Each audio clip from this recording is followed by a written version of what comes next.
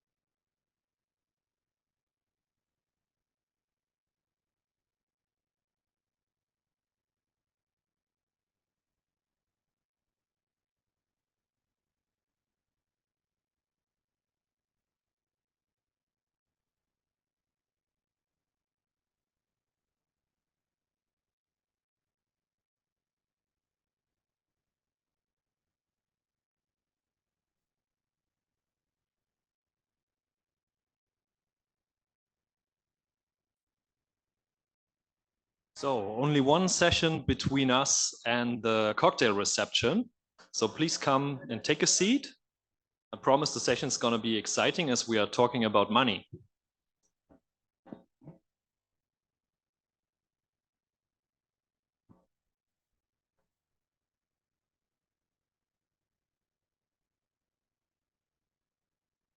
Okay. So, welcome everyone to session 3 of the first day, Financing Urban Mobility Plans and Projects, New Instruments. Thanks, Melissa, for moderating the last session on successful SUMP development and implementation. So we already have learned a lot about the success factor of what makes a good SUMP. And now we're getting more into the details on how that connects with financing and getting prioritized mobility projects on the ground. As we all know, the SUMPs should ideally include investment and financing plans. That makes them a key for the viability of the SUMP and their implementation. But paper is also patient, right? So we can note down a lot, but obviously it takes much more to get projects done. Therefore, in this session, we're going to gather again a number of key experts from the Mobilize Your City implementation partners, so ADB, AFD, and GIZ, so from my part. And we will discuss strategy about financing sustainable mobility projects and measures. The nice thing about this session is that we just changed the roles with Sassang and Bertrand. So this time I will be moderating and they will be, again, the panelists. And our speakers and panelists have quite different entry points and experience and backgrounds when it comes to financing. So that's going to make up for an enlightening session for you. Our objectives are understanding the potential and success factors of SUMPs to ensure solid funding for mobility projects. And we also want to talk about how to identify the key funding sources for SUMP implementation. And that includes also instruments for local revenue generation and their interlinkage with financial market instruments. So this is going to be pretty economic. We also want to understand how to access new financing instruments, in particular those financing tools that the Mobilize Your City implementation partners have to offer. So we're going to start again with 2 expert inputs and then moving over to expert discussion. So for the first presentation, I would like to invite again Reda Zouaghi, and he will provide us an input on financing projects after the implementation of SUMPs. So he's not only the most important person when it comes to transport in AFD, he also has detailed knowledge on financing mobility projects. So Reda, the floor is yours. Oh, what is happening? Thank you, Matthias. Good afternoon, everybody. There are many hours of flight, so that's also many jet lag, I think. So I try to be short and sharp. And I think maybe we can go later during the discussion into the detail of financial engineering, as you mentioned. So I mainly focus my presentation and I try to be short on I mean, takeaways from what is today's mobilization city experience on financing the implementation of SUMPs. Maybe I'll try to develop in a certain stage an example of the range of instruments, particularly from a DFI, a development financial institution perspective, that can be proposed based on an SUMP action plan. So, I mean, we have a, feedback from the experience of mobilization cities. I think these are the latest figures. It was mentioned by Sasank in the morning. We have almost 70 cities and more than 30 to 35 SUMPs that are supported up to date. So it allows us to, have some feedbacks of what in SUMPs create enabling condition for at-scale financing. It's been said in the morning, so I won't develop too much, but the SUMP is a quality seal and a proof of a concerted standardized, not standardized, but a consistent approach leading to a long-term policy with a political engagement and ownership. It is a proof of a strong and previous coordination of stakeholders and an alignment on a commonly endorsed vision. And it also means that you have a pre-existing communication campaign and participatory process. So, it's, as we say, politics remain politics, but the sum per se is showing that, you have an alignment of stakeholders, which is key for financier, particularly because transport is a political object. The second thing it shows is that it comes with normally it's a realistic and phased and prioritized action plan up to a level of detail that is enough for identifying investment. So this is very precious and it is holistic. And this action plan has to be and I think that's something we're insisting on through Mobilize City, but I would say financier will insist on that. It has to be designed to financial capability of the city or local government. We have seen many, and particularly when we come to the what has been transport planning over the last decades, we have seen many very ambitious action plan with like this hundreds of kilometers of MRT, etc. It has worked in some cities. I think China is a great example for that. But it cannot be replicated everywhere, and particularly in medium-sized cities. So this realistic action plan designed to financial capability is absolutely key. And it has to come with prioritization and phasing of investment. And particularly, we try to insist on the first 5 years. What do we do in the first 5 years? Because if we think that developing a BRT system, it takes 5 years of preparation. So what do you do in the meantime to continue with the endorsement and to deliver on the ground? And also it comes with a monitoring and evaluation framework with predefined targets, predefined targeted impacts, including a climate predefined impact. So I think this is very interesting because on a development financier perspective, it allows to provide climate finance because you can you have the overall framework that shows that this has a positive mitigation impact. And as we said, as we've shown before, it can come with pre-feasibility studies or at least concept design of priority investments. So once you have that, it allows you to leverage finance. I think we have seen these figures in the morning. With 40 million euro of donor contribution and only considering the 16 first SUMPs of under the initiative, We had a 22 billion euro identified, but 1.7 billion euro leveraged. And I think these figures, I just want to show a little bit how did they happen with some examples. So we talked a little bit about Yaoundé already. I would like to continue on this example. So it came with an action plan, which was 100% financeable by the state and city, donors and alternative sources, with a positive revenue to expenditure ratio. So I think the action plan was designed for that. The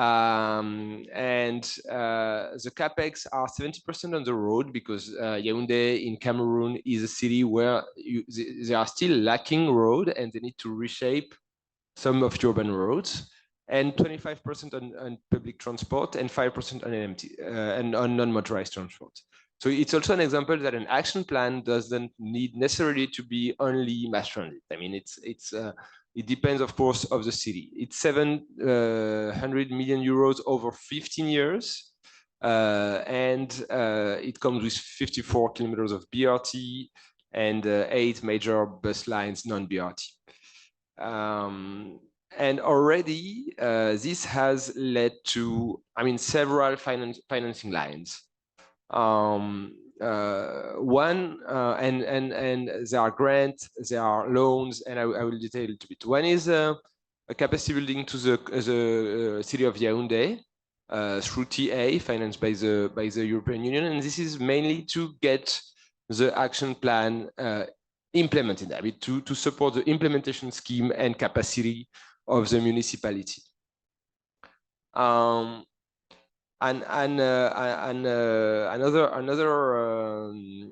project is the World Bank project on the road network missing links and non-motorized transport pilot project, which came with a 40 million euro loan. There is a ring road, very capex intensive ring road in Yaoundé, which hasn't found totally its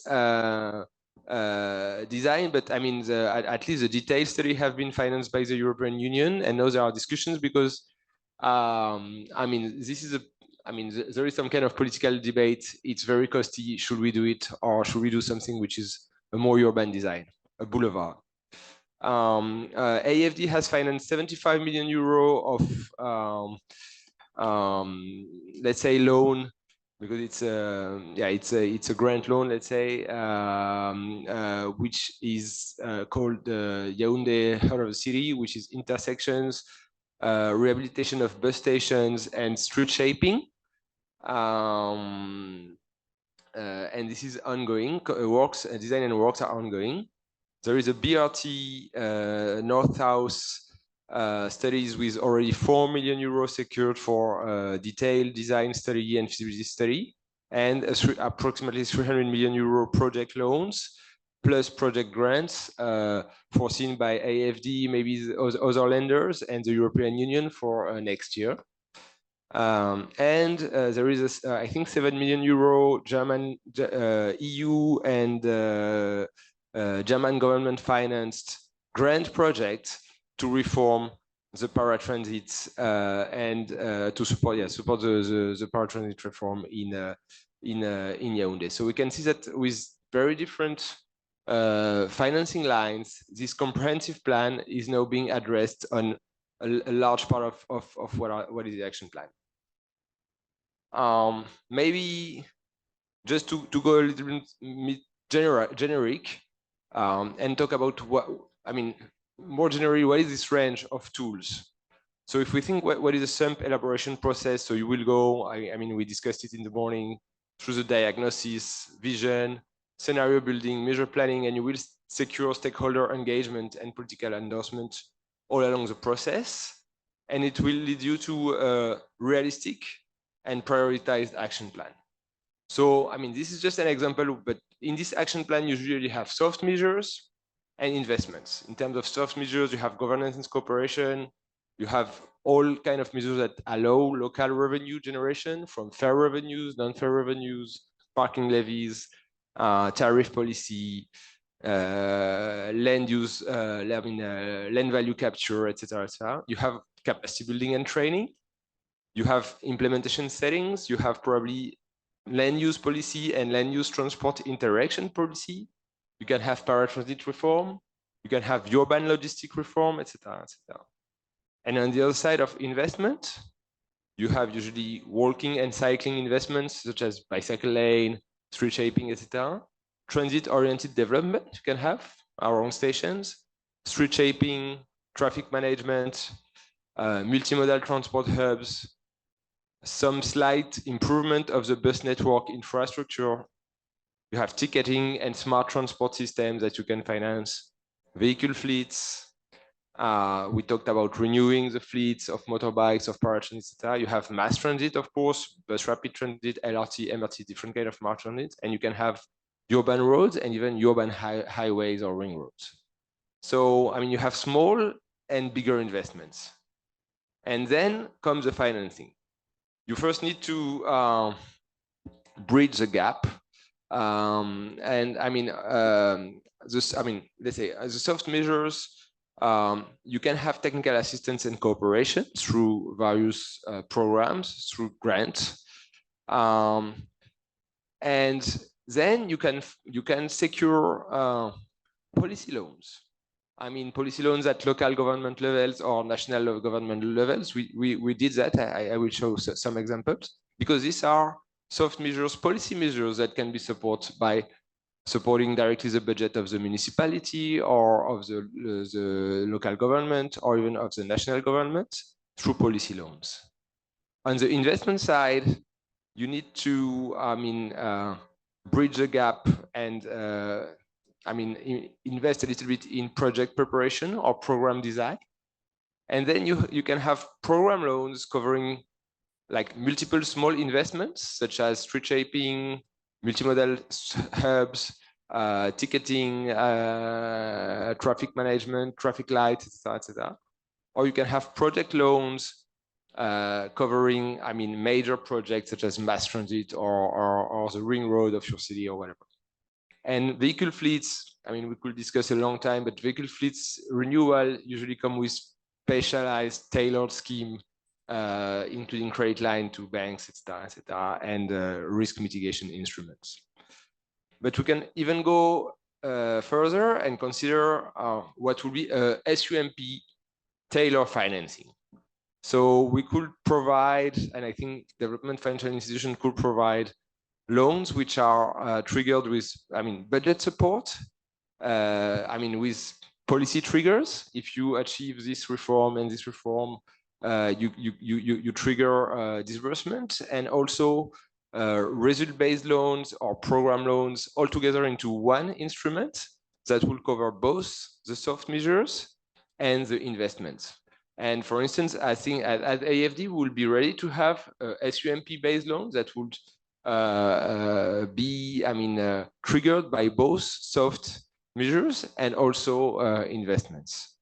And of course, you can secure or engineer private sector participation, but this is based on secured locally generated revenue, and we can discuss that further in the session.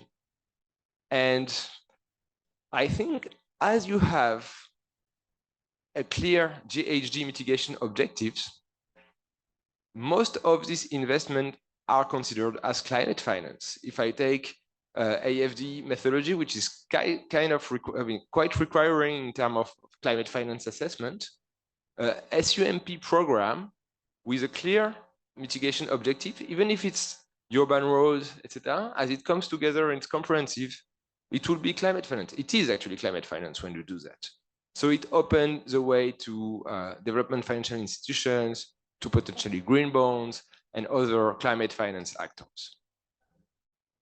And I just want to here show some examples of the way we can, in AFD, in our recent portfolio, support some action plans, not only through project loans for mass transit, which is, paving. In Dominican Republic, we did, together with the Inter-American Development Bank, 2 phases of development policy loans. to support the political reforms in the country and in the capital, Santo Domingo, mainly the institutional reforms and paratransit reforms and road safety reforms, which are only soft measures. And it was a $500 million plus loans, policy loans from both institutions. In Dakar, we are currently financing what is a priority bus, which is not a BRT. There is a BRT project, but the feeder priority bus network, and including paratransit professionalization through a program loan and a grant from the European Union, totaling 260 million euro, including the EIB and AFD program loans. These are, I would say, small street shaping investment everywhere in the city, and it's considered as climate finance. In Madagascar, we are financing through grants, a shaping of public space, and support to active modes, biking and cycling in the capital.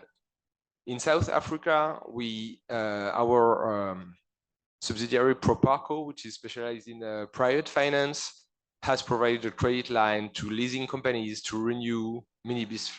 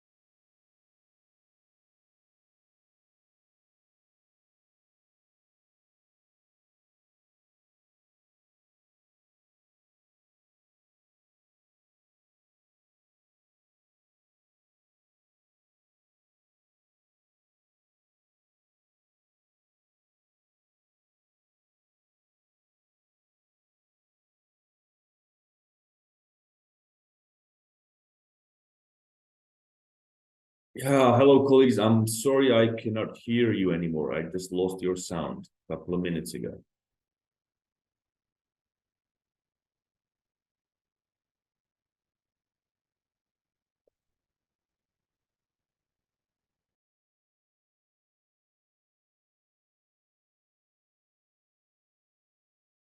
Hello.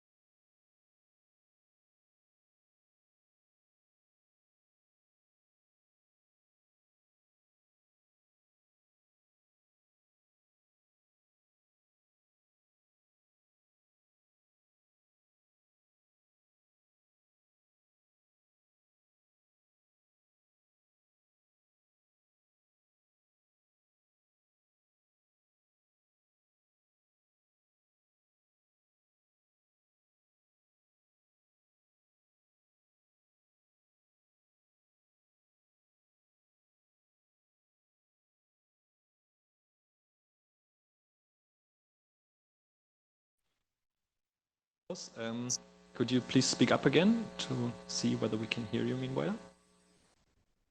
I think I am back. Can you hear me? Yes, now we can hear we. Now you can hear us. We can hear you, sorry. Now we just need your presentation on the screen. So I'm not sure whether you will share that or our colleagues will share it from here. I will share it now. Okay, you want to share it. Great. So the virtual floor here in Manila is yours. You have the attention of all the participants that are here, and thank you for connecting online.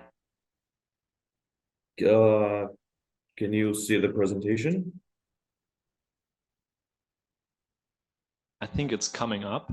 Now we can see it. We could switch to presentation mode. That would be still better.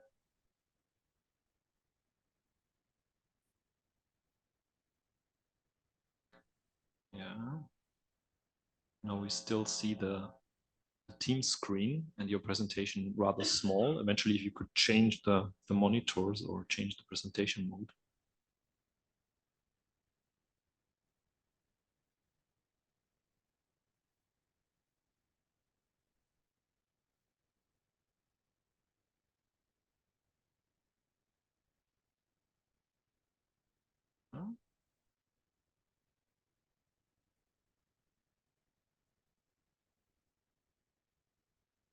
So How about now? okay, now it looks perfect. So everything's set. So Panos, the floor is yours. All right, great.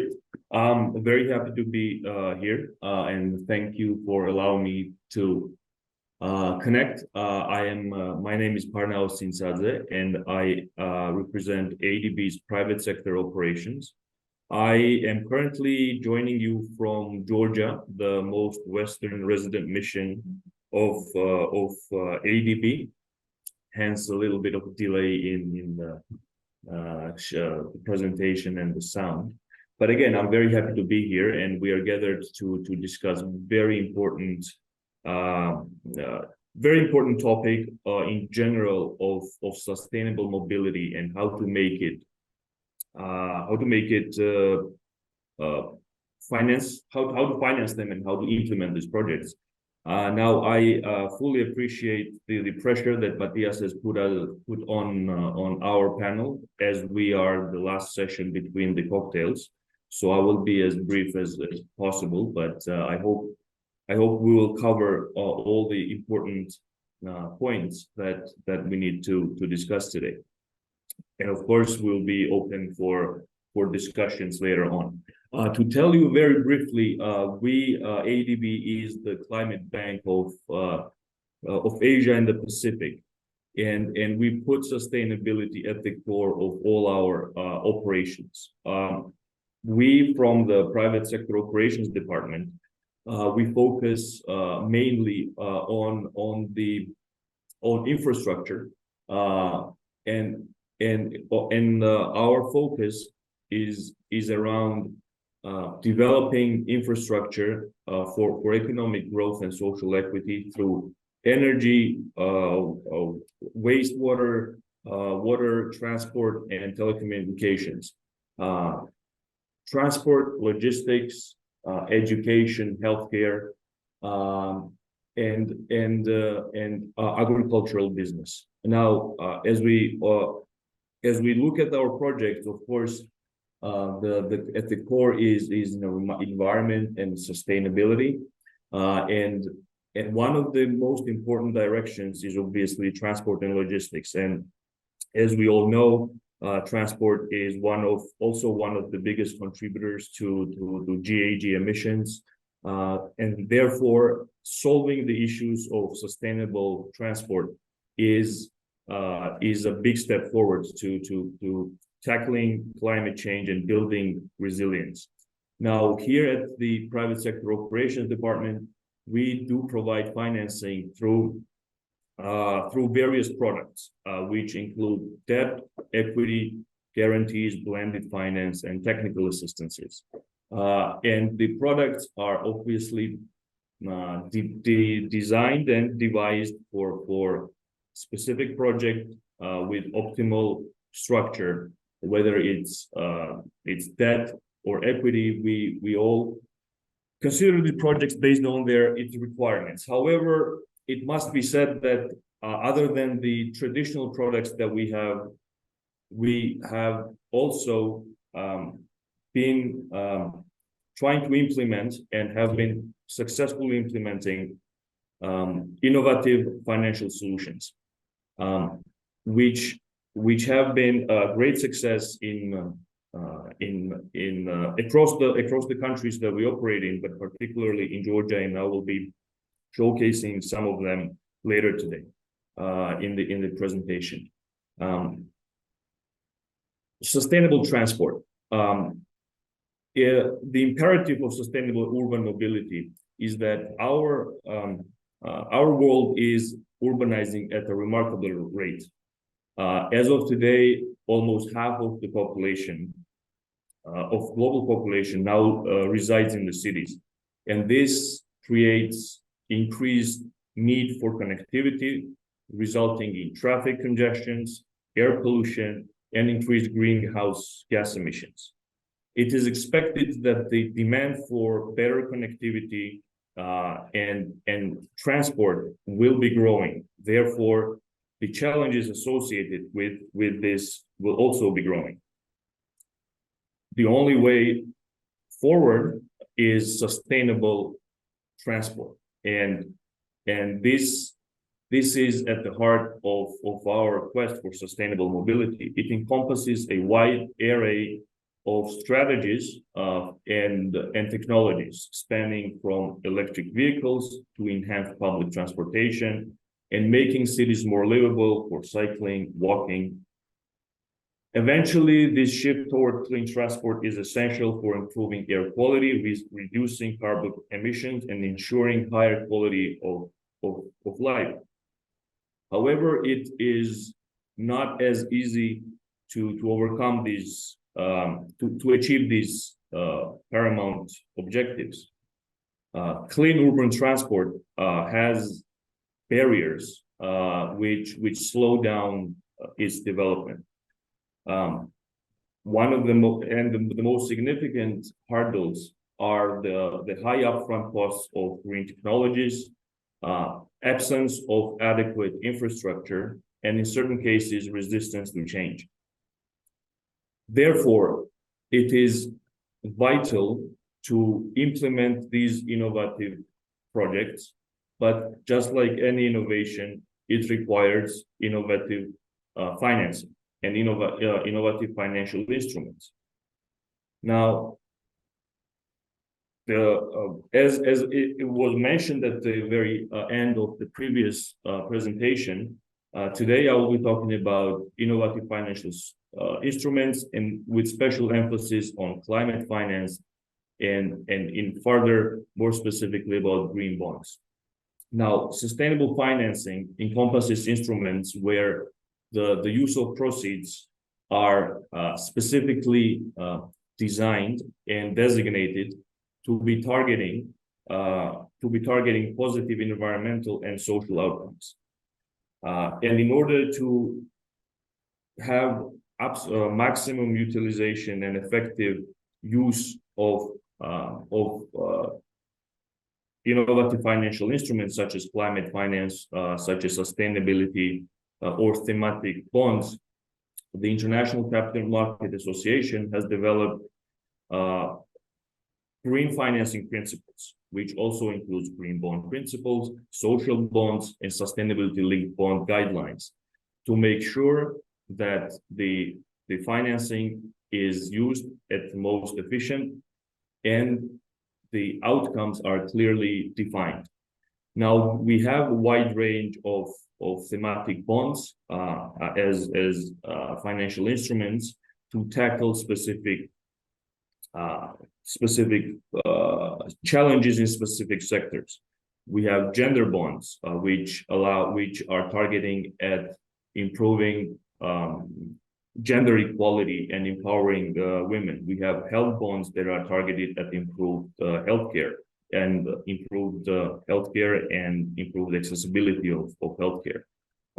We have education bonds, transition bonds, but one of the most important and most effectively used, especially for our discussion of sustainable transport, is green bonds. It has been a global trend that the sustainable related debt financing is becoming more and more popular around the world and is one of the most fast developing instrument in the capital markets. In 2022, the sustainable bonds hit the record high of $1.4 trillion. And here too, green bonds were the number one and the most highly used financial instruments, which totaled almost $800 billion. The trend has been also very active in Georgia, and green bonds have been actively used since 2020 with very active participation of ADB as strategic investor. And we managed to issue number of inaugural first of its kind bonds, including in transport and mobility. What are the benefits of the of sustainable finance, and what advantages does it bring to the issuers, but also how these bonds help tackle the challenges that we face with increased need for sustainable development, sustainable transport, but also with climate. Now, as we mentioned, the innovative transport solutions, including sustainable mobility, has high upfront fees, therefore requires mobilization of funds from wider sources. Now, the sustainable finance and, for example, green bonds give access to larger capital providers, such institutional investors, asset managers, pension funds, have been increasingly integrating ESG and sustainable targets within their portfolios. Therefore, they actively look for opportunities that would help them to meet their targets. Therefore, they're seeking an investment that align with sustainability goals. Therefore, sustainable finance or climate finance, or in particular the green bonds, help us to secure much needed financing for much needed infrastructure that needs to be put in place. The sustainable finance also enhances reputation and branding of the issuer, of the company, or the project. Sustainability-related bonds, for example, demonstrate that an issuer or a project is committed to environmental and social responsibility, supporting sustainable and impactful projects, enhancing their reputation, improving brand image, and showcasing that their commitment to addressing ESG issues is significant. This can result in increased credibility, trust, and goodwill among investors and customers and other stakeholders. Therefore, help to implement and execute these essential infrastructural projects. Sustainable finance also improves companies' or projects' profile. By issuing sustainability-related bonds, issuers can demonstrate their proactive approach to risk management and financial discipline in a shape of lowering the cost of capital. Additionally, sustainable investments may provide long-term cost savings through energy efficiency measures, reduce resource consumption, and improved operational resilience. Sustainable finance is also a great tool for financial optimization. Sustainability-related bonds can allow issuers to diversify their funding sources and reduce dependence on conventional debt instruments.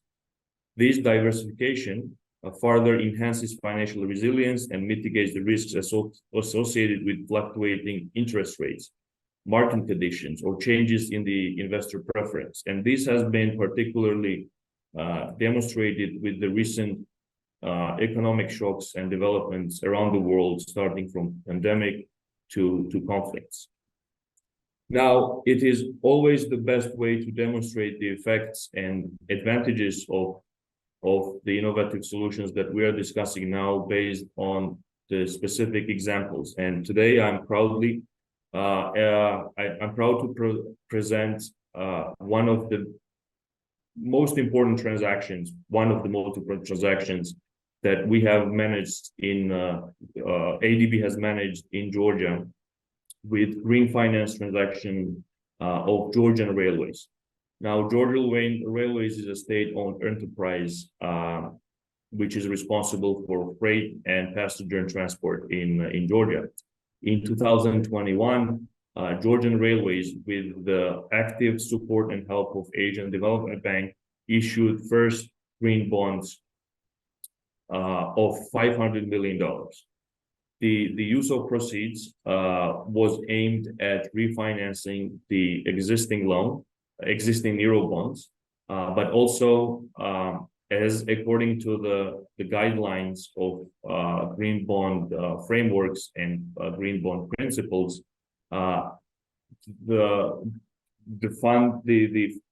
other funds were specifically earmarked to finance green projects or sustainability-oriented projects, such as expansion of the rehabilitation and expansion of the existing lines, modernization of the fleet, and achieving higher efficiencies. The target of the project was to, again, optimize, and as a result, it already allowed the company to optimize its financial structure by way of extending the existing Eurobond maturity, but most importantly, the company has managed to lower its interest rate from 7.75% to 4%. The bond was, and this was reached by 8 times oversubscription from the investor base. As we mentioned, one of the most important aspects of sustainable finance is having great access to wider investor base. And in this case, Georgian Railways demonstrated its commitment to climate-related policies and standards, and the bond was oversubscribed by 8 times. Therefore, eventually the interest rate came down from 7.75% to 4%. In the longer term, this will allow the company to save approximately $140 million by 2028, only through the financial structure optimization. The modernization of the network was also aimed at higher efficiencies, which is not only good for the company itself, but also for the customers. The project reduced the average freight travel by 27%, increased the average passenger travel speed by 60%, and increased overall volume of freight and cargo transported by 50%. These has all have obviously positive impact on overall financial performance of the project. And as of 2021, as of 2022, the company has become profitable for the first time in its operations. Another great example of Dear Panos, I don't want to interrupt you, but just a quick heads up: you would have 3 minutes left for your presentation, if that's fine. I do have. This is the last slide that we can share today. So we do have also a great example of Tegeta Green Bond, which was also the first green bond issued dominating Georgian lari, which was issued this year. Here the green bonds allowed the company to invest in new charging stations across Georgia, which helps to speed up adoption of the green vehicles and EV vehicles. It also helped to decarbonize the Georgian transport sector by reducing at least 17,000 tons of CO2 emissions per year by increasing number of EV vehicles. And also the green financing creates 200 new jobs, out of which 50 will be for women. Overall, the green sustainable financing is the great solution to overcome the challenges that these innovative infrastructural projects require from financing perspective, and it creates opportunities and momentums to jumpstart these projects and have a positive impact on overall climate and economic development and prosperity.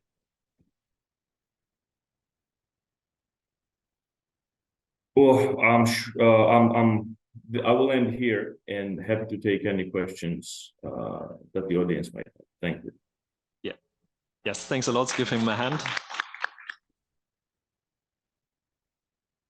Thank you, Panos, for enlightening and increasing our financial literacy. I think that about these topics we are talk far too less normally. So kind of that's a big tip. So just if you're a government or city government or national government official, instead of just lending money from a bank or from the free market, green bonds are actually an option, because there are a lot of investors out there that are seeking investments in sustainability offers, or they are seeking sustainable investment opportunities. And we have it's a very impressive example from Georgia. So instead of having a market rate of 7 or 8%, the Georgian Railways could borrow at a rate of 4%. So that's a kind of a premium that you have due to sustainable investment opportunities. So thanks. Please stay with us for the discussion round later on. And at this moment, I would like to invite our new panelists to the stage. So first of all, Alexandra Pamela Chiang. She's a senior transport specialist as ADB, and a team leader with more than 20 years of experience in the development of management in transport project that includes urban transit systems, railways, ports, airports, roads, cross-border transport, and regional connectivity. So quite a broad spectrum. She has been working in private and public sector organizations in Singapore and in the UK. So thanks, Pamela, for joining the panel. I would also like to invite again Bertrand Walou to our panel. Yeah, I don't have to introduce him additionally, but he also has a long-lasting experience with ADB in a number of different transport projects. And I would like to again invite, as already announced, my colleague Sasank Vemuri, who, what many of you don't know yet, Sasank has a long-lasting history of working with ADB as well, and working particularly in Asia for the Cities Development Initiative, where he led also the portfolio for India, Bangladesh, Thailand, and Kyrgyzstan. So we have a lot of regional expertise at the table with the 5 colleagues. So to bring the new panelists on board, I would like, I have a few questions, and the first one would be addressed to Bertrand. So, and I was quite excited about hearing about ADB's engagement in sustainable urban mobility plans. And the question is, how exactly do the SUMPs make your life easier in terms of financing transport projects later on? Anything that could collectively make our life easier, it's a good thing to take.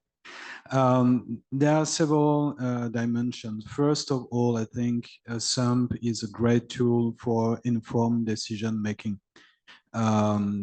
Stepping away from the request that we sometimes receive, we don't know why this project is requested. So if it's grounded of the sustainable urban mobility planning exercise, it's way more easy to justify. And when I talk about justification, most of the time when it comes to sovereign lending, there is a key player that you need to convince. That's the Ministry of Finance. And they look for numbers and justification. So the strongest the justification of your project and the rationale is, the better.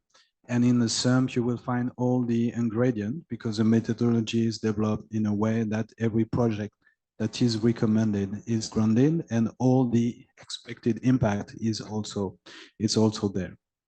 Then there are also a few nice things that you will find in SUMPs. Reda mentioned the soft measures that are included.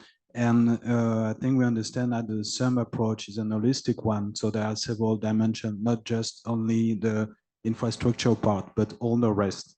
So that means that it's ready. So when we receive a project financing request, we know that, and when it's grounded on the SUMP, we know that all these other measures are already envisaged, so that we can include also in the lending. And 2 other things that are important is that an important part of the SUMP is that there is a steering committee that is established and that is steering the ship of this process. And this steering committee will still be in place, so that will help the implementation of the project as well, with a strong stakeholder engagement. Maybe some institutional reform would be needed for the project, and that would be easier. And the last one is on the consultation and awareness.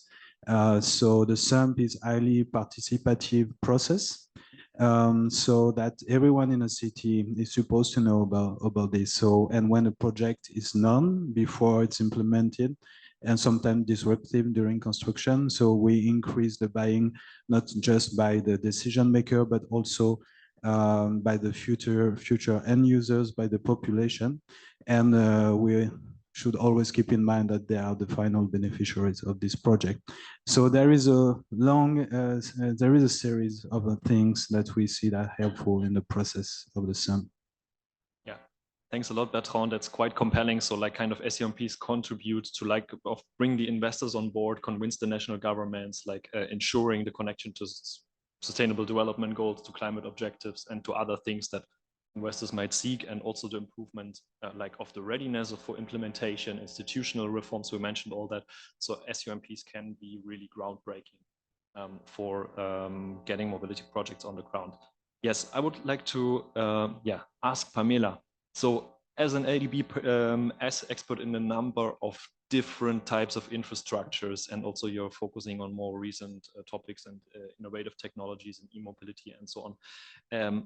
Which role do SUMPs play which role SUMPs do play in your specific work field, and what unique selling points do you personally see? We had that question in the first session, but I think it's a nice icebreaker also. How do you personally connect to the topic of SUMPs? UMP with like financing of like e-mobility and low carbon stuff?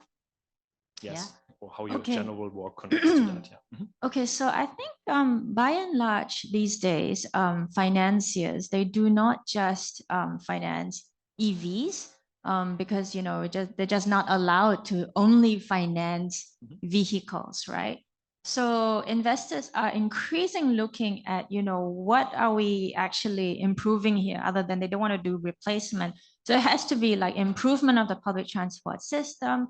It has to be mitigation, it has to be adaptation, it has to be, the whole urban environment. And so I think the sums play a really important unifying role in terms of the vision setting for the city, and also coming up with the narrative for for climate, right?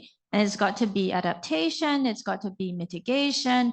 And as Bertrand mentioned, it's going to be very participatory. You're going to have to include different relevant key agencies, and it's just not just government, it's also private sector. So I feel it plays a very, unifying role, getting everyone to the table, because not one agency would be able to implement all recommendations of the sum. Yes, thanks a lot. I think that's really a part, like unifying that vision, also which role new technologies are playing. I think the sum opens a forum also for discussing that, how everything comes together, to not be solely planned from a kind of technology perspective. I think that's a very good point you made. I would like to move over to Sasank again, using not only your experience as coordinator of the Mobilize the City initiative, but also your experience in working in project facilities. You mentioned, and you have worked for the CIA. You're also aware of the C40 CFF colleagues. There's the Cities Gap Fund that is working with the European Investment Bank. The colleagues are also situated in the GIZ office in Brussels. What do these project facilities actually offer to cities to bridge the gap between, for example, a sustainable urban mobility plan and a multilateral development bank? Thank you. I think that's an interesting question. So if we can recall from this morning, Mobilize Your City has 4 service areas, and the first 3 that we had was the SUMPs and project preparation. And there's a great example in Tbilisi where the ADB supported a SUMP in Tbilisi, and then CDIA came afterwards and supported in the project preparation of BRT for about 49 kilometers or 50 kilometers in Tbilisi. So you can see that the SUMP can lead to the project preparation. In the African context, there's a project preparation facility called Siklia, supported by AFD, SECO, EU, where it was the other way around. The project preparation facility was used actually to prepare a SUMP rather than to do the follow-up of a SUMP. So in the first service area, there's both the project preparation facilities that can come in as the next step level, or even be used as the financing. But we've also worked with project preparation facility for our second service area, which is capacity building. With the EIB, we did trainings with the Felicity, so not the ones that you mentioned, but another project preparation facility at the European Investment Bank called Facility for Preparing Applications for Project Preparation Facilities. So we do these trainings maybe once every year, 18 months, to support our cities that have kind of graduated from their SUMPs to access them the next level of support. And so we can also do the trainings. We talked a little bit about, you talked extensively about climate bonds, and there's also C40 has some trainings around climate bonds. I think their research showed that only 1/4 of cities globally, so also including all the cities in the global north, probably have the creditworthiness to issue bonds. But I think that's a really good source. So there's the help desk at C40 that you can reach out to. Think that might be interesting. And as a follow-up of activity of some of the support that we did with Euroclimate in Latin America, we're also supporting Latin American cities so they can issue climate bonds.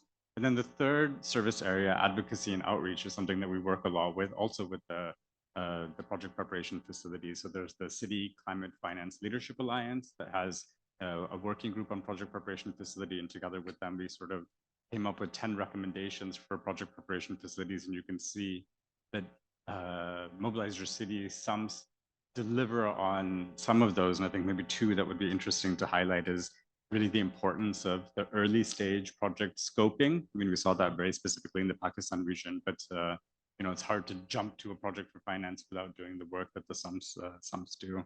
And then also one of their 10 key recommendations was facilitating partnerships, and so both like across governance levels up to the national governments, but also with financing agencies. And you see that every sump here, they're working together in partnership with financing agencies. And so I think that's the third way that we can work with project preparation facilities is kind of the advocacy to do this type of work. Yeah, thanks a lot, Sasang, for providing this insights. I think these project facilities, they are also really key, and kind of working hand in hand with cities to see how specific projects actually can be brought to implementation, to identify financing strategies, and also to provide the training and financial literacy and do all that advocacy. Yeah, so some of these facilities have an affiliation to a certain bank, but they also have the connections between them. And I think this is again the whole network thought. That's kind of you just need to find the right person that can bring you forward in a certain question sometime. I would like to stay with that topic a little bit and come back to Tbilisi, to Panos.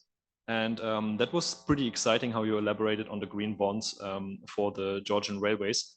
And eventually there are other new financing and support instruments proposed by international donors that you could mention. And I would be also interested in what are success factors on bringing the private sector on board?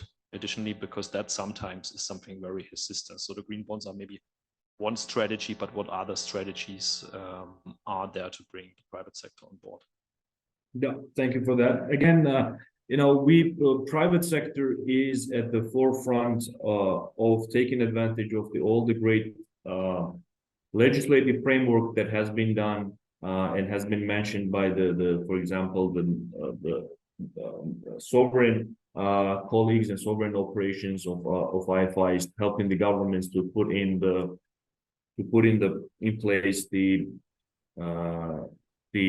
environment, enabling environment for the private sector private sector companies to take the lead on implementing the actual projects. Now, in Georgia, where traditionally the debt or capital has been very scarce and has been only raised through standard banks, the standardized loans from commercial banks, the introduction of helping develop capital market has had a tremendous impact, especially with green bonds and bringing international investors to the Georgian market, but also enabling local retail investors to participate in such projects. However, as rightly mentioned, the bonds are not the only possibility. For example, another very interesting tool that is being slowly catching the attention of global investors are, for example, carbon credits, which is also becoming more and more interesting to the private sector, where the companies are certified and given carbon certifications, which allow to trade them and allocate additional funding. It is important also to mention that private sector expects and starts to demand alternative instruments for financing their projects. And also, we have been hearing a specific request from the companies that if we are going to do such innovative project, if we are going to contribute so much to making cities more livable, to tackle climate change, it is only fair for the companies to have more affordable and more incentivizing tools. And for example, the bonds have been the clear case. And there is also this carbon credits that could be something of interest to look into and to further explore applicability for jumpstarting these kind of innovative projects. Yes, thanks, Panos, for bringing that perspective in. Carbon credits, I think that's in the mouth of, or in the thoughts of many of us, and there are like new training offers that refers all to Article 6 of the Paris Agreement. It's a whole world, it's a whole own world of discussion. So I really recommend you to take some, or to research on that topic or take some basic training on that, because it can really provide additional opportunities to access funding. Very interesting insight. Thank you. I would like to address my next question again to Bertrand. We are talking about the large benefits that BRTs and rail systems come across with, but they also basically increase the depth of the public sector. So be it at a rather beneficial rate like green bonds, or be it like through the normal market at a market interest rate, so to say, yeah. But what can cities additionally do to keep the financial burden under control and to benefit eventually from better conditions on the free markets and from multilateral development banks? So what can cities do? Thank you. Big question. I always like to go to the substance and to the project, and because there are many things in our hands when we design and develop and operate project to optimize the cost. The OPEX is always neglected, so there is huge optimization that can be found. So that's one entry. So having solid operation plan in place, and there are now tools where you can adapt your operation plan to the demand as it is evolving. So there are great savings that can be found there. So, and of course that plays on the overall balance of the project. Another angle is also to look at the revenue. We had earlier today a discussion on how aggressive operator or transport authority can be to look at other revenue than the fare box. I would also argue that the fare box is often neglected. We have systems that are not usually not operated to their full potential. Passenger revenue is a big part of the revenue. So basically, if you increase the ridership, then you increase the revenue, and is often neglected. So there are ways you can do that, and some, in a way, can help that, because when you have existing transit system, whether it be BRT or metro, it can be optimized. And when you look at new system, of course, the better it's developed, plan, and design, then you will maximize the ridership. Then, of course, you can look at other revenues. So we talk about real estate development and value capture, all these nice things that would be each of them a 2-hour topic to talk about. But there are sources of revenue that are also neglected. And I was planning on talking about parking, but I think Lloyd presented very nicely this morning. And as long as it is under the sphere of public transport, and that the revenues that are generated can be used to finance public transport, it also helps rebalance the entire system. So there are many things that can be done at the project level to make it more viable. We all recognize the fact that subsidies are needed for public transport. Most of the best case scenario is that you can balance the operation expenses with all this, but you can try to go a bit further. Then a few examples that we know where you can generate revenue also to finance the investment is where there are other sources. We often take the example of Hong Kong, but a large part of the revenue that is generated and injected to public transport, including the investment part, comes from real estate development. And that leads to the last point, how to optimize project is also the institutional framework. And what would the transport authority or the authority in charge be able to do, and the resources they are able to create and tap to. There are instances where real estate cannot be even be envisaged, also where commercial space cannot be developed. So, and this is a missed opportunity because we all know that a station, whether it's a BRT or metro station, offers potential for densification, real estate, commercial revenues, and all this. And by optimizing the projects, it makes it more bankable. This is also where you can better attract the participation from the private sector. We heard a lot about the bus rapid transit system in Peshawar. So it was the first of the kind, I would say, even in the country, developed to that level. And everyone was seeing developing this project in Peshawar as a challenge. So you can imagine that the private sector may not be interested to invest in the first phase. So this is where the entire infrastructure and the bus fleet has been financed from sovereign lending. Then as you are progressing and you are demonstrating that this kind of project is working, that maybe for the next phases you can envisage that compared to the first phase when we have private operators. So maybe the bus operator could also finance the buses because they have a reference.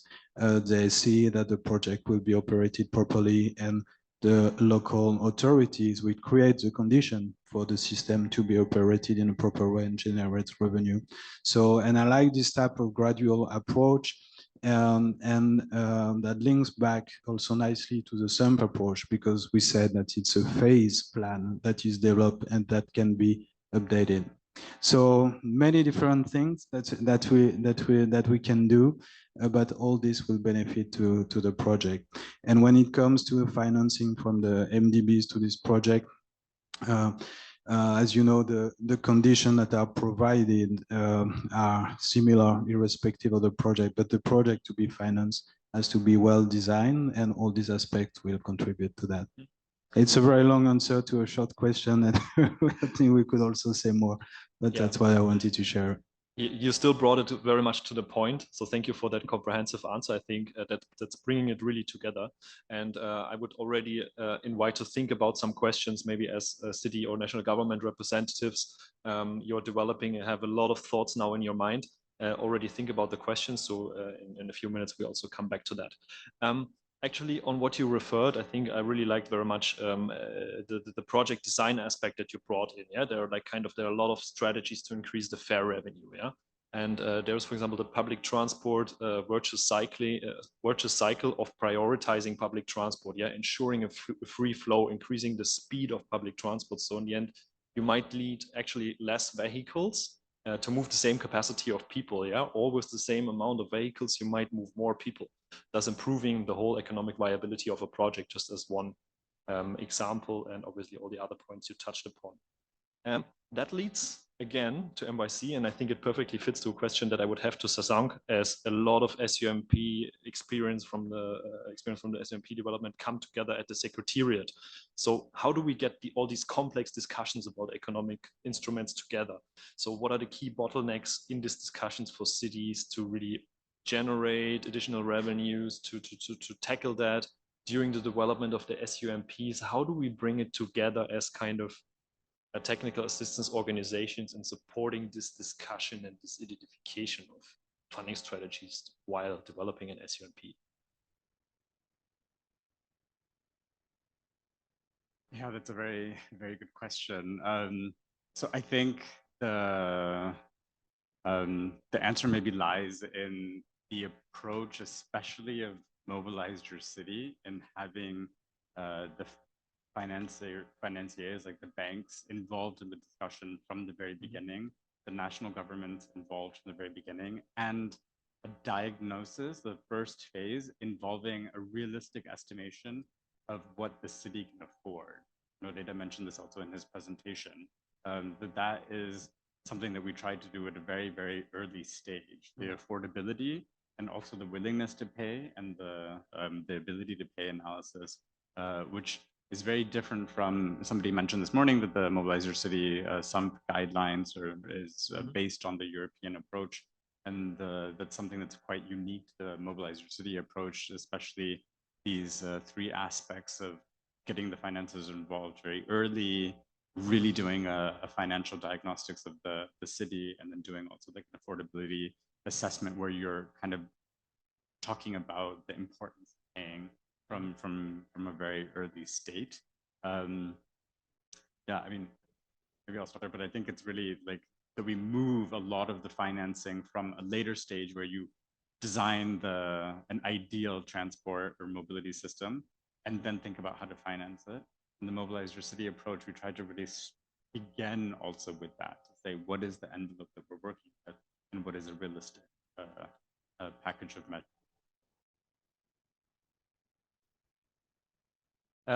Now I would like to come back before asking Pamela. I changed a little bit the order of the questions to have the narrative a little bit more clear.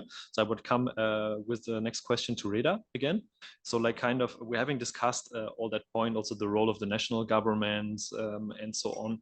So it's like kind of in the Mobilize the City partnership, we are working with cities, we are working with national governments. So what are strategies to really bring them on board? What will move them? Many national governments have so many responsibilities about urban transport, a lot of institutional responsibilities.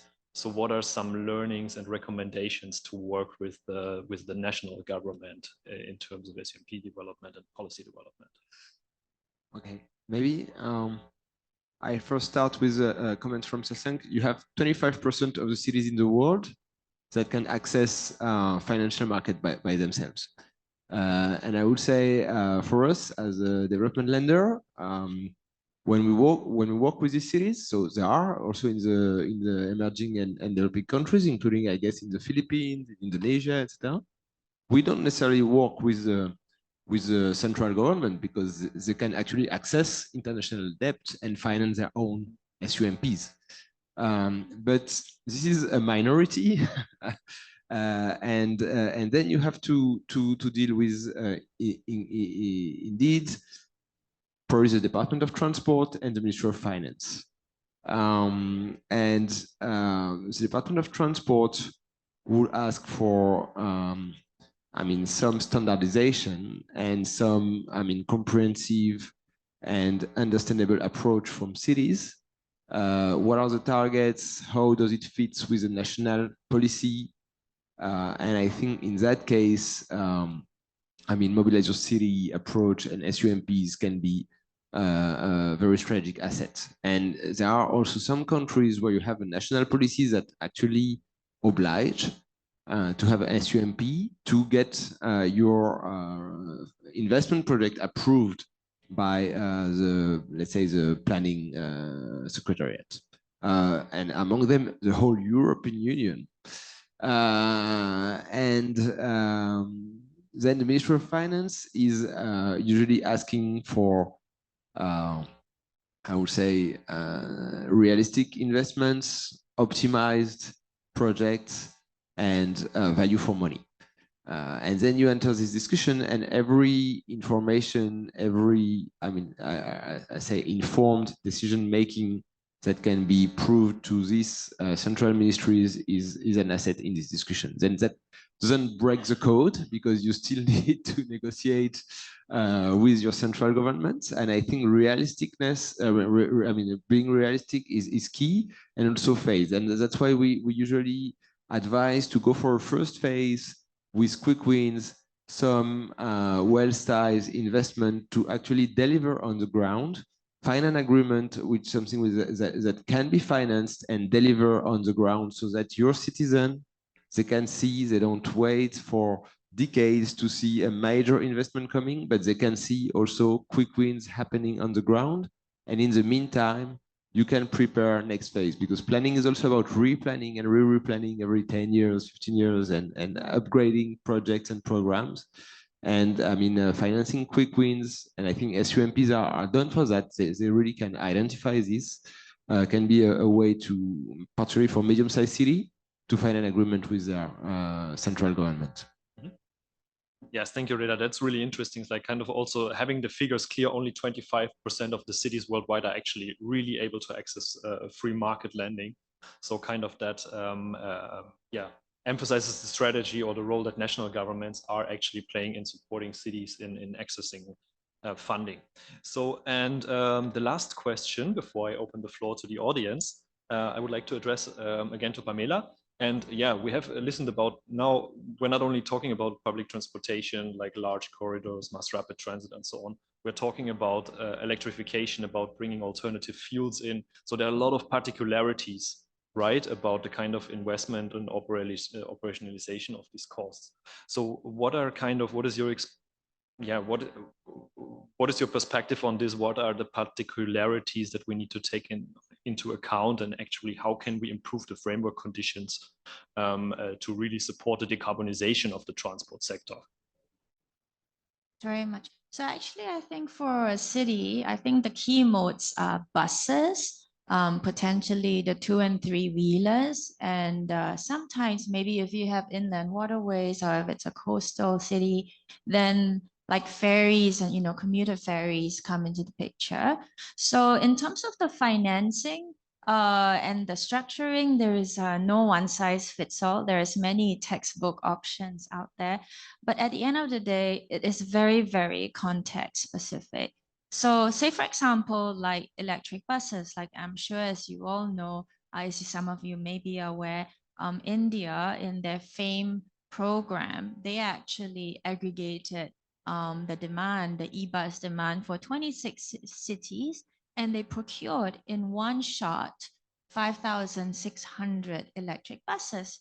So, that's one way of doing it. So we're moving from a very like a public sector led approach, and where ADB gives provides the financing to the Ministry of Finance, and then they on lend, on grant it, whatever to the operator, or you have the private sector led approach, or where the operator actually procures the buses, so they own the capex. They come up with a capex, they own it, they operate it. But now, it's a very rapidly evolving space where we're seeing many, many different types of business models. For example, the establishment of like a third-party public asset company who is, completely third party, and they are buying thousands and thousands of buses, and they lease it out to the individual operators. So we're seeing that as well. And in certain cases, for example, we're also seeing the suppliers of the electric buses, which are for example, the manufacturers, they manufacture the buses, and then they are actually leasing it out to the operators. So it's like a bit of like a hire purchase model until they, complete the full payment, then they own it. So there are these various options for buses. And then we talk about the 2 and 3 wheelers, smaller vehicles. So say, for example, the electric tuk-tuks, for example. And that is quite a unique space, and actually quite a complex one, because you have individuals either owning or leasing the electric tuk-tuks. And how do you manage that? Who's owning it? So, what kinds of models are there? Do we go for retrofitting? Do we go for completely new vehicles? And again, those questions of, is it to be the supplier who is actually going to, produce those electric tuk-tuks and lease it out to individuals? Or do we say, right, we're going to, provide commercial banks with more concessionary loans, and then they on lend it to like do some kind of a microfinancing. So there are various models out there. So now that is pretty much, just about the vehicles themselves. Another important factor to consider is also batteries. Batteries actually make up about a third of the cost of these. And for electric buses, for example, the battery systems, it really varies according to how you would operate it. Are you going to charge it at the depots, or are you going to, charge it along the way where you have opportunity charging? And then the battery size changes, right? So the bigger the battery, the more expensive it is. But then the smaller the battery, then you're going to have opportunity. You have to have charging systems en route. So those are the things to consider as well. And batteries are so expensive. There are about 8 years design life.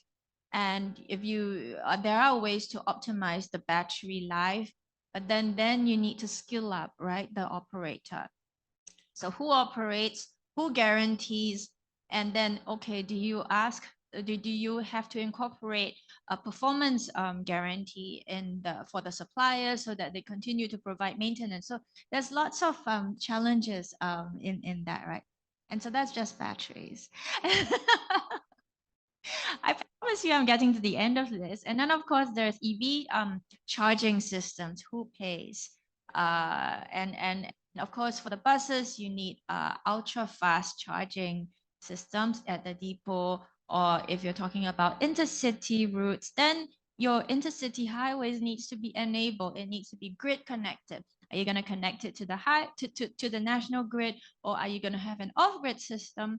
And I think last year or early this year, ADB supported our private sector operations to one of the private sector firms in India, piloting this intercity e-bus with an off-grid charging system that is enabled with solar power, renewable energies.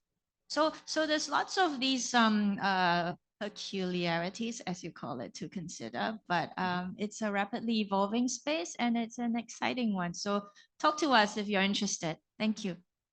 Thank you, Pamela. I think that's really an exciting topic. And I see that out of this panel, actually, we could make a whole training day or even a week of seminars. But you really brought it to the point as well. I really like the point and the examples that you mentioned from India. So the kind of pooled bus procurement, yeah.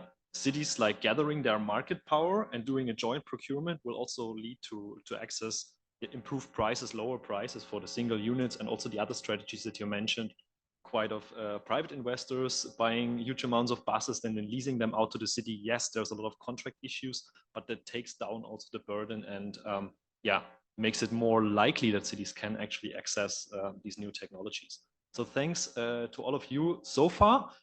We have still some time for a question and answer round. So my proposal would be all the questions that you have right now, that kind of we collect all your questions, like it can be 3, 4, 5 questions eventually. And then we just hand over the microphone to our panelists and they answer in their mode where they feel most comfortable to have a question with. So yes, already I see one hand. I think please come to the microphone, which is over there. I hope it's on.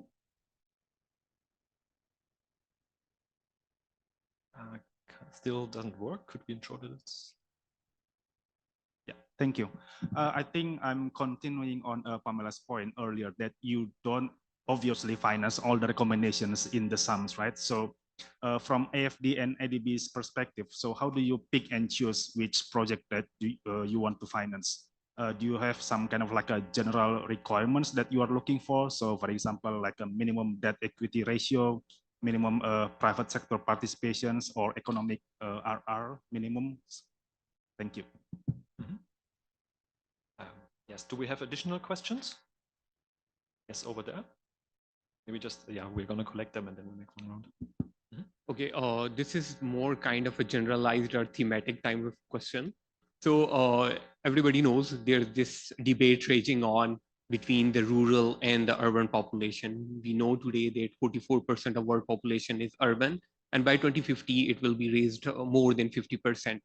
So in this concept of mobilize your city, my question would be, which side of the debate one should believe in, one should work towards? That is the most important. Where should I fall? That is the important question. What kind of a theme we are carrying on? And when this started, this project, Mobilize Your City, when you started it, what kind of idea were you bringing in? What was this on the one hand, mitigating the crisis that we were already facing, regardless we are doing it or not? Or it was kind of incentivizing living in the urban population? We already had so many other opportunities of a better education system, better health facility, and now we are with the Mobilize Your City, we are incentivizing the urban mobility as well. So are we asking our population, the world, at large to better live in the cities? Or is there another way? Thank you. Thank you. Quite a tough question that we had also developing. It's like kind of with a strong focus on cities. Yeah. Do we actually leave the regions and rural areas out of the ground? Do we attract more migration to cities? That's a tough question. Do we have more questions at this moment? Yeah, please over there, Mr. Elias.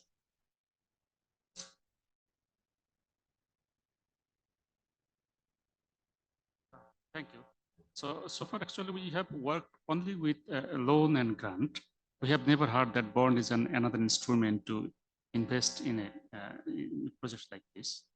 So would we request the presenter or anybody from the panel to elaborate the bond? Particularly, I'm concerned that whether bond is feasible in this investment project where return is not good enough to pay back the amount we receive from the financial market. Thank you. Mm-hmm.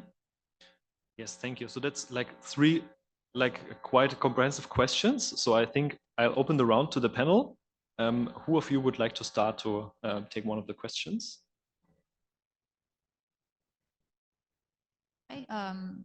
Addressing maybe the first question, and then I can share also with AFD. So I think from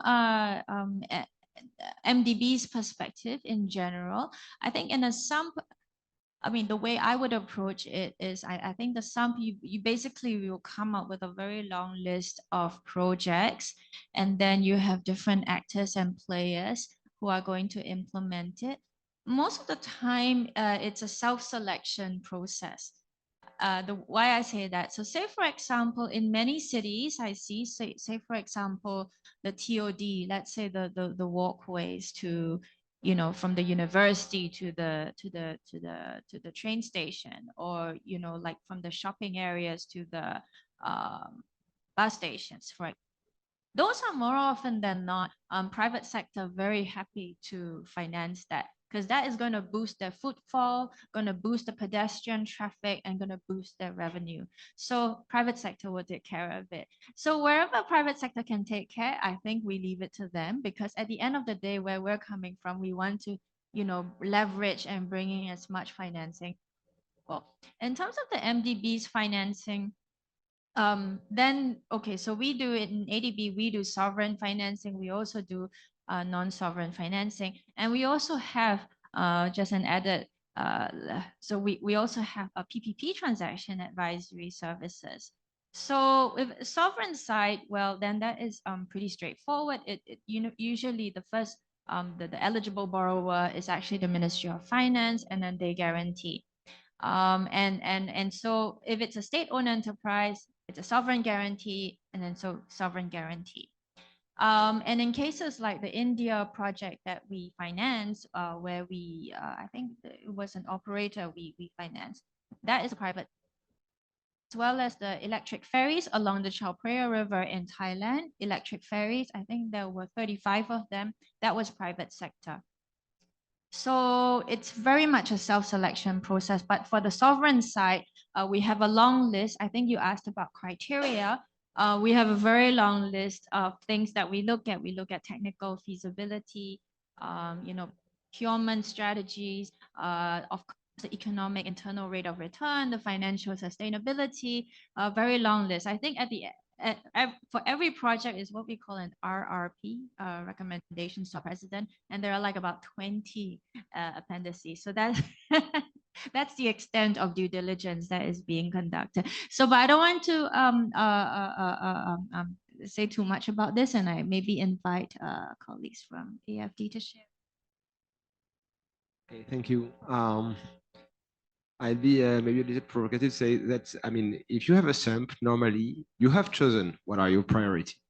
So you will come out with to the development financial institution with your priority. And they are supposedly shared with a large range of stakeholders, potentially even the central government. So of course, we will also assess, and as it was said by my colleague from ADB, I would say doing our due diligence on projects, and you need to have I mean sound objectives, I mean value for money, economic profitability, social profitability, etc. So we do our due diligence, but we also know that doing that, we were also lacking some investments that remained underfinanced. Street shaping remained underfinanced, particularly in low-income countries. Maybe, I mean, regular bus networks improvement, some multimodal hubs, medium-sized multimodal hubs in city. And then we have seen examples where only financing these projects that are probably the most, have the best value for money. You have an uncompleted transport system and with inefficiencies. So the SUMP is, and the overall mobilization city approach is for us an occasion to go further and to finance programs which are more comprehensive, including with small-scale investment that we wouldn't finance on a standalone basis. So that's a way to broaden also a little bit, but remaining the principle of subsidiarity, of value for money. Probably you do come and see an IFI when you need hard currency, for instance.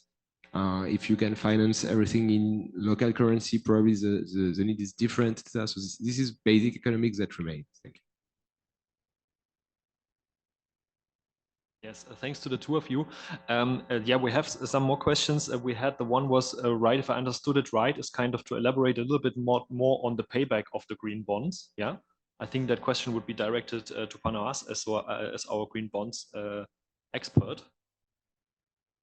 First, I will just add a few sentences about the previous question, and thank you, colleagues. Since I'm representing private sector operations and we have been very active in Georgia, about project selection, I must say that, of course, everything that has been shared by the colleagues, but we are a development financial institution, and one of the main criteria that we look at, particularly in this part of the world here in Caucasus region, is the additionality and the development that a certain project has to offer.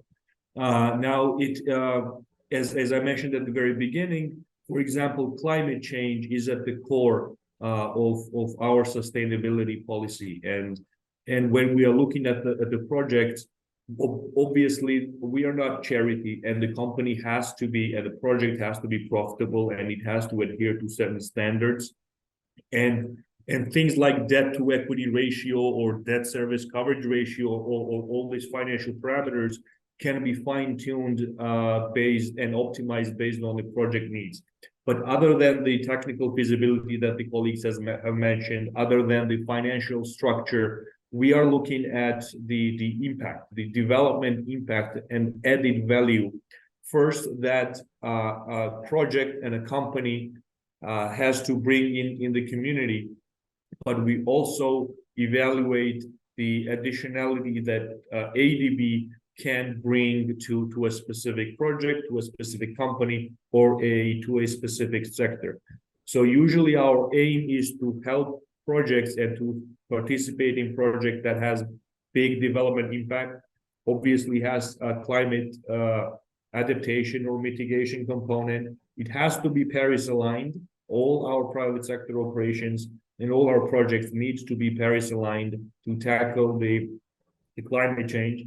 And then obviously we look at the additionalities that what we have to offer to the business and sector. Could you please elaborate? I couldn't hear well the question about the bond. If you could help me with the question or repeat the question, it would be very helpful. Sure. Yeah, because the green bonds instrument is somewhat new to one of our participants that raised the questions. So what is kind of the difference in terms of paying back the debt generated with green bonds?